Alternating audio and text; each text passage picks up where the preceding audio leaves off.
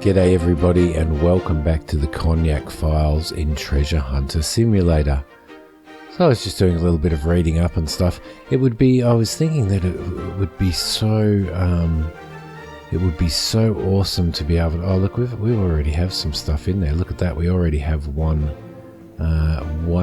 bullet casing, which is pretty cool. We'll probably get the rest of those from the Bavarian Lake.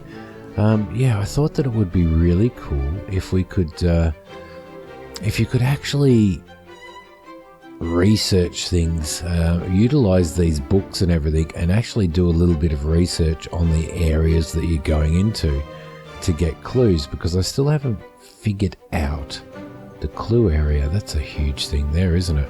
I still haven't figured out the whole clue thing. But, here we go. We can sit down and have a pipe. Because you are supposed to get clues as to locating some of the better treasure. Now, in the previous episode, we headed back to Gettysburg, and we actually managed to get to Prestige level 2 and to buy and equip Frankie Z, which is the next size metal detector. So what I thought today is, instead of going back to Gettysburg, I thought we might head back to Bavarian Lake, and we will see what we can find here, because now we can actually pick up medium size items, only relatively shallow still, but medium size items instead of the small items that we were looking at before. Now, what is this tomfoolery right over here? This looks pretty cool.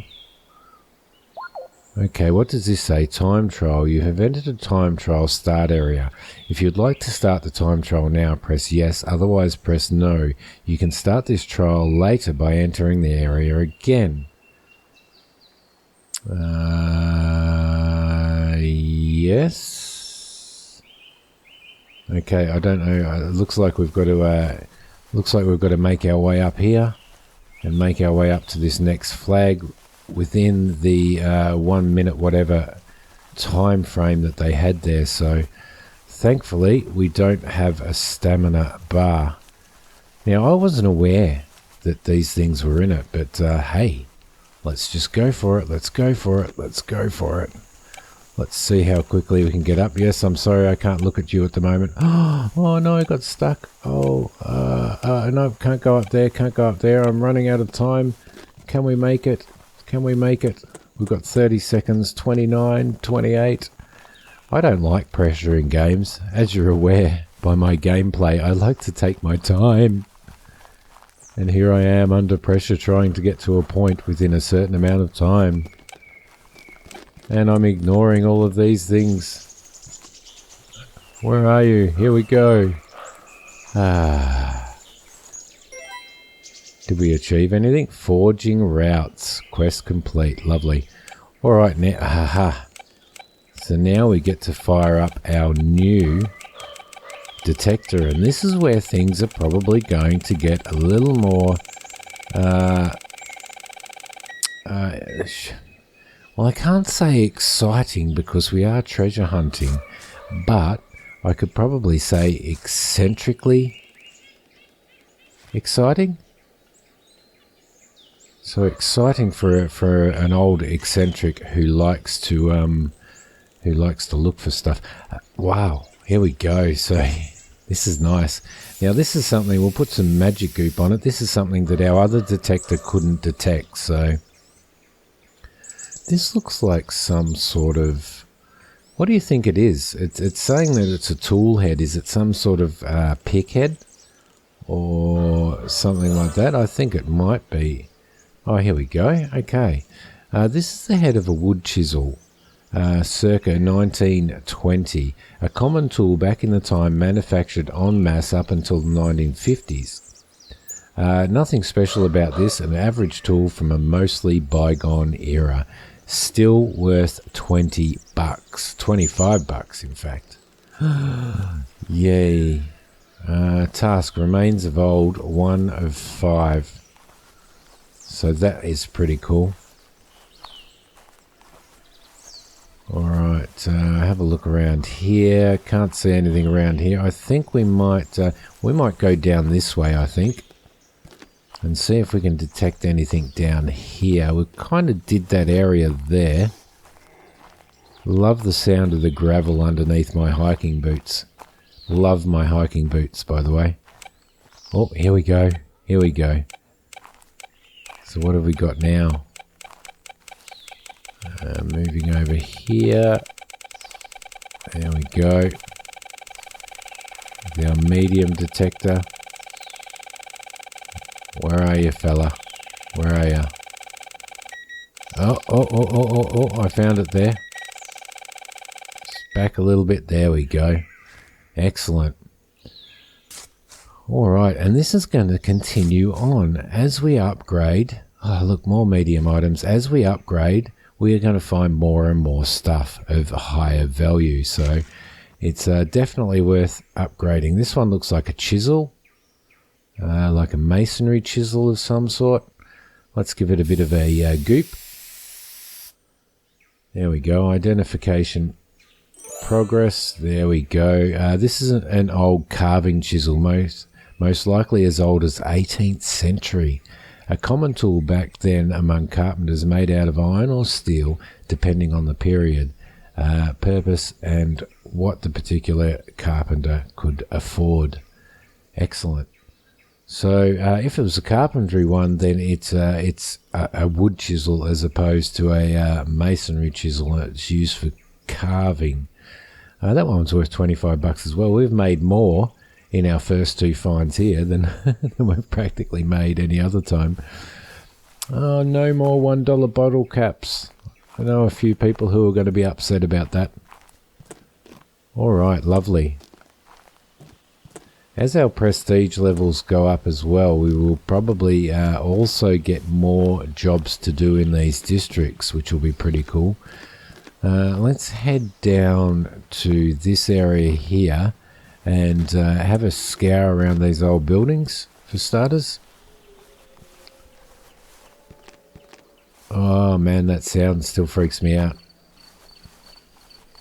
Sure, it's like a bear or something. What do we got here? It's definitely this way over here.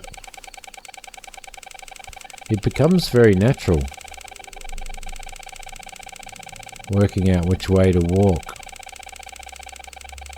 And then you get to this point where you've got to actually find what you're looking for. So we're starting to lose it. Aha, right there.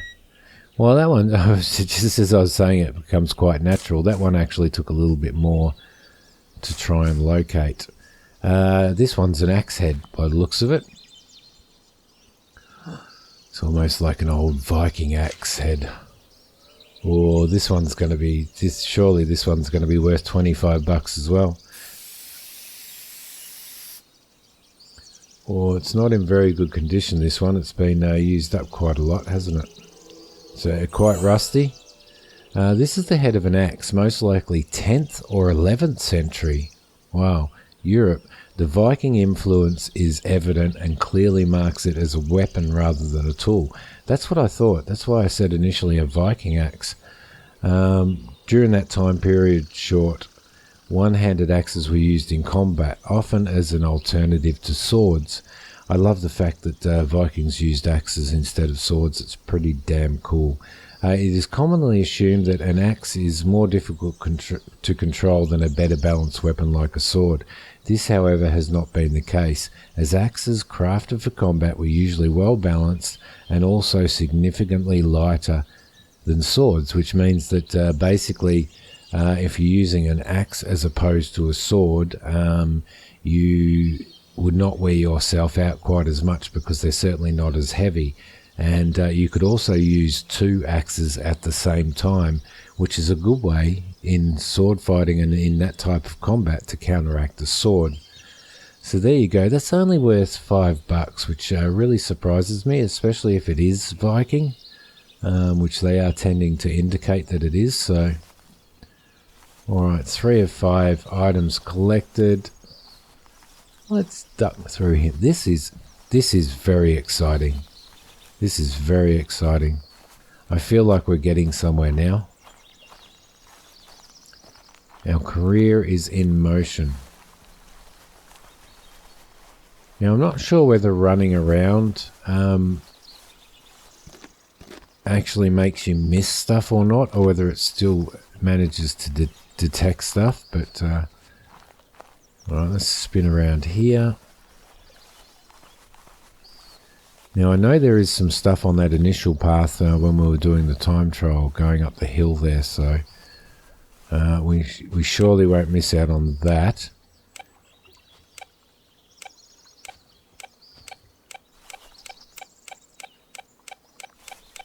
Okay, over this way, over this way. Oh, you bugger. Over the other side of the fence there.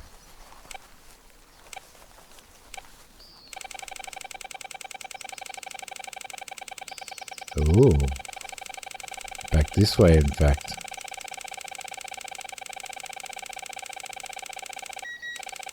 There we go. Beautiful. 1, 2. Ah.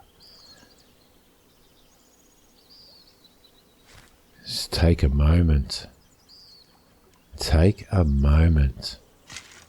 This is exciting. It looks German shaped. Definitely looks German shaped, although we are in Bavaria in Germany anyway, so is it in good condition? Oh, she's a bit rusty. Now this has got to be worth a bit more than like $5. They tended to carry that shape there at the back there. The Germans tended to carry through with in a lot of their later helmets, World War One, World War Two. So inside, there we go. There's no stray hairs in there. This type of helmet is called a barbute or a barbuta, based on it being an Italian design. Yeah, the Italians also had that kind of flared shape at the bottom, didn't they? But they also had a lot to do with Germany during World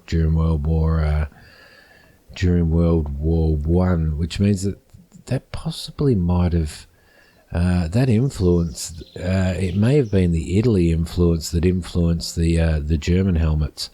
I'm not a historian, so I wouldn't know. I'm just rambling.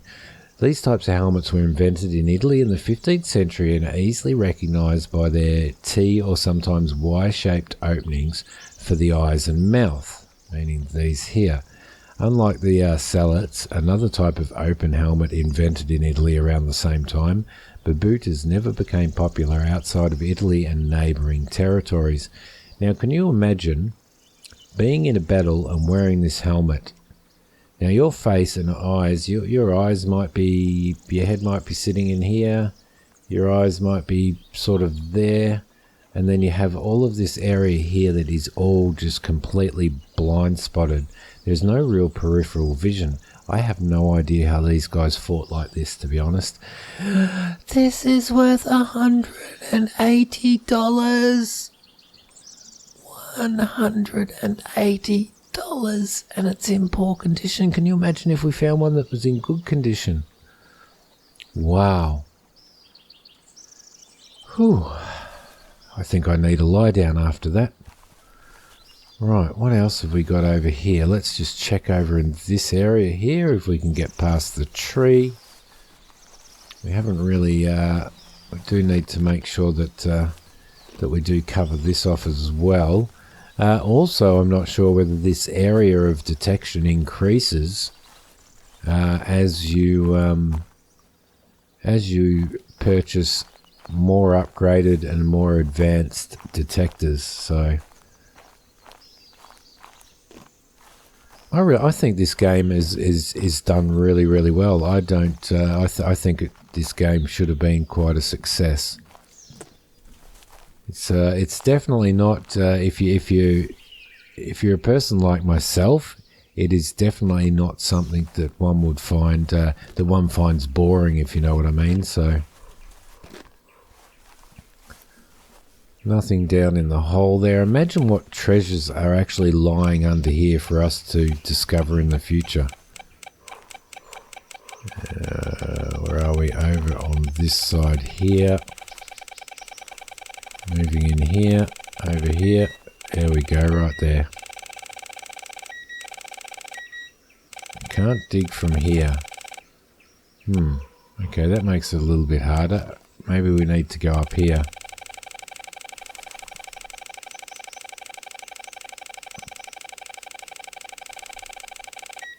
There we go. Okay, that was good. The detector was actually warping into the ground a little bit, so that's why we couldn't dig there. What's this one? This one looks like some sort of wedge or some sort of really old-time nail of some sort. Some sort of tool or part of a tool. Okay, so is this another chisel perhaps? Let's see. Identification in progress. It kind of looks like one of those really old nails that you would see way back when. Let's see. Spin you around. Spin you around. There we go. This is an old masonry chisel used by stonemasons to cut or rather break apart pieces of the material they were working on. This particular metal chisel is from the late 18th century or early 19th century, most likely of European origin. So there you go. That is pretty cool. 25 buckaroonies. Does that mean that we have found... Yes, we have completed the remains of old. Marvellous. Marvellous. Alright, that is absolutely stunning down there, isn't it? Alright, guys. I think we might leave this episode here.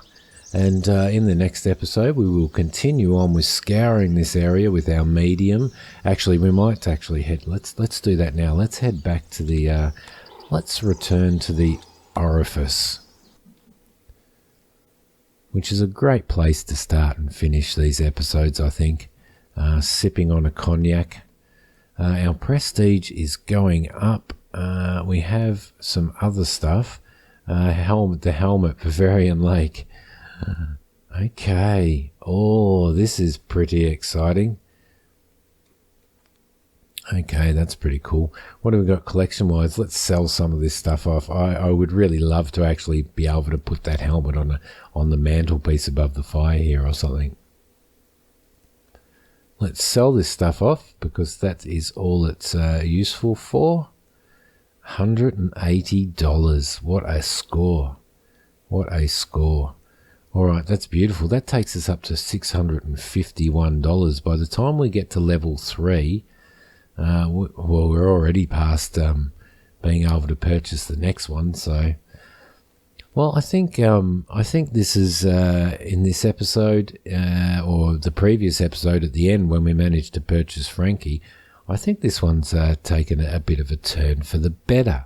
So, what we shall do now is I shall finish this episode up here in my theme of keeping these episodes short.